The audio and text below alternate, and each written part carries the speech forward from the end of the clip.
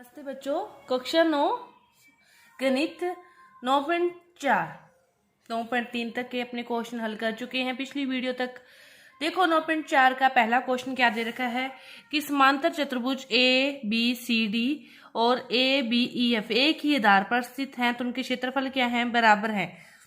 तो अपने को क्या करना है कि समांतर चतुर्भुज का जो परिमाप है वो आयत के परिमाप से क्या है, अधिक है। एक समांतर चतुर्भुज है, एक आयत है, दोनों क्या है, बराबर हैं। क्षेत्रफल क्या है, दोनों का बराबर है। तो देखो इनका परिमाप एक्स्ट्रा दिखाना है, तो अपने पहले त्रिभुज लेते हैं ए एफ डी। तो ए बी ई एफ क्या है, आयत है, तो एफ का कोण कितने डिग्री होगा, 90 डिग्री होगा ना। तो त्रिभुज ए डी एफ में कोण जो एफ है वो कितना है, 90 डिग्री है। ये अपने को दिया है कि ये एक आयत का कोण है, तो आयत का प्रत्येक कोण कितना होता है, 90 डिग्री। तो एफ के सामने वाली भुजा कौन सी होगी, एडी। तो एडी क्या होगी, बड़ी, क्योंकि 90 डिग्री कौन है, 90 डिग्री के सामने एडी बड़ी होगी किससे, एएफ से। तो एडी क्या होगी, बड़ी होगी एएफ से इस कोण के अकॉर्डिंग, क्योंकि ये त्रिभुज है, त्रिभुज का बड़ा कोण 90 डिग्री है, बाकी दोनों कोण तो 90 से छोटे होंगे, तो इसके सामने वाली भुजा क्या होगी, बड़ी होगी। समीकरण नंबर 1। अब क्या करें, दोनों में ए बी ऐड कर दें, तो ए डी प्लस क्या होगा, ए बी ग्रेटर देन हो जाएगा A F plus A B. अब देखो A D plus A F दोनों को 2 से गुना कर दो दोनों तरफ, तो 2 A D plus A B. तो ये तो क्या बन गया, ए बी ई एफ का। तो ए बी ई एफ क्या है, आयत, तो आयत के परिमाप ए बी ई एफ क्या है, ए डी है, सॉरी ये वाला ए डी है, ए डी। तो ये बी ए बी, तो ये किसका बन गया, ए बी सी डी का। ये तो बन गया ए बी सी डी का परिमाप, और ये बन गया ए बी ई एफ का परिमाप। तो ज्यादा फिर किसका हो गया, समांतर चतुर्भुज का, क्योंकि ए बी सी डी क्या है, समांतर चतुर्भुज है। तो ये इसने पूछा था और यही अपने क्या कर दिया, प्रूव कर दिया। अब देखो दूसरा क्वेश्चन क्या दे रखा है कि आकृति में भुजा बी सी पर कोई दो बिंदु डी ई इस प्रकार है कि बी डी बराबर डी ई बराबर ई सी, की ये तीनों क्या है, बराबर हैं। दर्शाना है कि A B D A D E और इन तीनों का क्षेत्रफल भी क्या है, बराबर है। तो देखो अपने कैसे करेंगे, ये तीनों क्या है, तीनों मध्य बिंदु है। तो अपने इस त्रिभुज की बात करें तो इसका मध्य बिंदु एडी हो गया, तो इन दोनों का क्षेत्रफल बराबर होगा। इसकी बात करें तो इसका मध्य बिंदु ये माध्यिका होगी, तो इन दोनों का क्षेत्रफल बराबर होगा। फिर उस समीकरण से क्या हो जाएगा, तीनों बराबर आ जाएंगे। तो देखो कैसे हल करेंगे, त्रिभुज ए बी ई में इस त्रिभुज में क्या होगी, एडी क्या होगी, माध्यिका होगी। एडी क्या होगी, माध्यिका होगी। तो माध्यिका क्या करती है, उसको दो समान क्षेत्रफल वाले त्रिभुजों में डिवाइड करती है। तो area of A B D बराबर होगा area of A D E. समीकरण नंबर 1। फिर ए सी डी, त्रिभुज ए सी डी में क्या होगा, ए ई माध्यिका होगी, तो फिर इन दोनों का क्षेत्रफल बराबर होगा। तो एरिया ऑफ ए डी ई क्या होगा, बराबर होगा एरिया ऑफ ए ई सी। समीकरण नंबर 2। इक्वेशन 1 व 2 से ये इसके बराबर है, ये इसके बराबर है, तो तीनों ही क्या होंगे, आपस में बराबर होंगे। यही अपने को प्रूव करना था। इक्वेशन 1 व 2 से क्या है, area of A B D बराबर होगा area of A D E और बराबर हो जाएगा एरिया ए ई सी के। यही हमें क्या करना था, प्रूव करना था। ये था अपना दूसरा क्वेश्चन। अब देखो तीसरा क्वेश्चन क्या है कि आकृति में A B C D E F ये चारों क्या है, समांतर चतुर्भुज हैं। तो अपने को तो ये त्रिभुजों का क्षेत्रफल क्या करना है, बराबर सिद्ध करना है। तो किस त्रिभुज का करना है, ए डी ई और बी सी एफ। तो दोनों त्रिभुज लेके दोनों को यदि अपने सर्वांग समचित कर दें तो फिर उनका क्षेत्रफल भी बराबर हो जाएगा।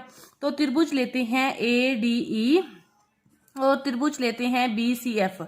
ले लिए कौन सा है, ए डी ई ये रहा, बी सी एफ ये रहा। अब देखो क्या है कि इसमें ये समांतर चतुर्भुज है ए बी सी डी समांतर चतुर्भुज है। तो फिर ये आमने सामने की भुजाएं होगी, ए डी और बी सी क्या होगी, बराबर होगी। ए डी बराबर होगी बी सी, क्योंकि यहाँ पे ब्रैकेट में लिखोगे कि ए बी सी डी क्या है, समांतर चतुर्भुज है। इसी तरह क्या हो जाएगी, डी ई बराबर हो जाएगी सी एफ के, क्योंकि डी सी ई एफ क्या है, समांतर चतुर्भुज है। डी सी ई एफ क्या है, समांतर चतुर्भुज है। इसी तरह फिर ए ई बराबर हो जाएगी बी एफ के, ए ई क्योंकि ये वाला भी क्या है, समांतर चतुर्भुज है। ए ई बराबर हो जाएगी बी एफ के, क्योंकि ए बी ई एफ भी क्या है, एक समांतर चतुर्भुज है। उनकी सम्मुख भुजाएं क्या होती है, बराबर होती है।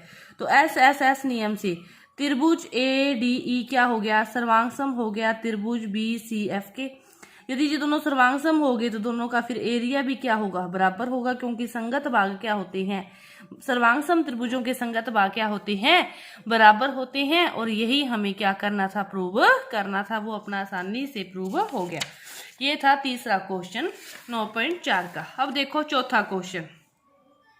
चौथा क्वेश्चन क्या दे रखा है कि आकृति में ए बी सी डी क्या है, समांतर चतुर्भुज है। बी सी को कोई बिंदु क्यू, बी सी को कोई बिंदु क्यू इस प्रकार बढ़ाया है कि ए डी भुजा डी सी को पी पर प्रतिच्छेद करती है, और तो दर्शाइए कि बी पी सी और डी पी क्यू की इन दोनों का क्षेत्रफल क्या है, बराबर है। ये अपने को क्या करना है, प्रूव करना है। तो पहले देखो, इनको प्रूव करने के लिए पहले अपने ऊपर से चलते हैं, ए डी पी और क्यू पी सी इसका अपोजिट लेते हैं, फिर वो आंशिक भुजा बराबर आके फिर इन दोनों को क्या करेंगे, अपने देखते हैं। पहले अपने देखते हैं त्रिभुज लेते हैं ए डी पी, त्रिभुज लेते हैं ए डी पी, त्रिभुज ले लिया।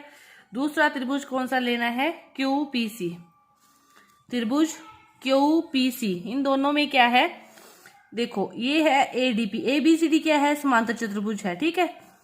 और ए डी बराबर सी क्यू दे रखा है, ए डी बराबर सी क्यू दे रखा है। मेन बात ये है कि अपने को एक चीज दे रखी है, एक शीर्ष अभिमुख हो जाएगी, एक आदि और ढूंढ लेंगे, तो इसीलिए ये त्रिभुज लिया है। अपने को एक चीज दी है, इसलिए ए डी बराबर सी क्यू दी है, तो ये क्या हो गया, दिया है, ठीक है। एक कौन शीर्ष अभिमुख कौन है, ए पी डी, और क्यू सी पी क्यू। कौन ए पी डी बराबर है कौन सी पी क्यू के, यहाँ पे लिख दोगे ब्रैकेट में, कौन सा कौन है, ये शीर्षाभिमुख कौन है, ठीक है। अब ये देखो, ये दोनों क्या है, समांतर है, ये दोनों क्या है, समांतर है। तो यहाँ से अपने देखो, ये दोनों क्या है, समांतर चतुर्भुज है। ए बी सी डी क्या है, समांतर चतुर्भुज है। तो ए डी पी और क्यू सी पी, ये वाला कौन, ये वाले कौन क्या होंगे, एकांतर कौन हो जाएंगे।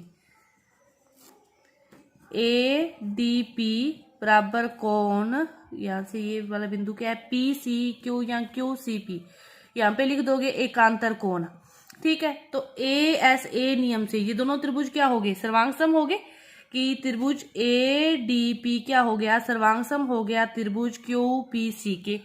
अपने ये प्रूव कर लिया, तो ये प्रूव है, तो फिर क्या हो जाएगा, डीपी बराबर सीपी, डीपी बराबर सीपी आ गया। तो क्यों आ गया, क्योंकि संगत भाग बराबर होते हैं, अपने को ये चाहिए संगत भाग बराबर होते हैं, ये बराबर आ गया। अब अपने को जो लेना है वो देखो कि ये डीपी बराबर सीपी है, तो इस त्रिभुज की ये क्या होगी, माध्यिका होगी। तो इसको क्या करेगी, ये दो समान क्षेत्रफल वाले भागों में डिवाइड करेगी।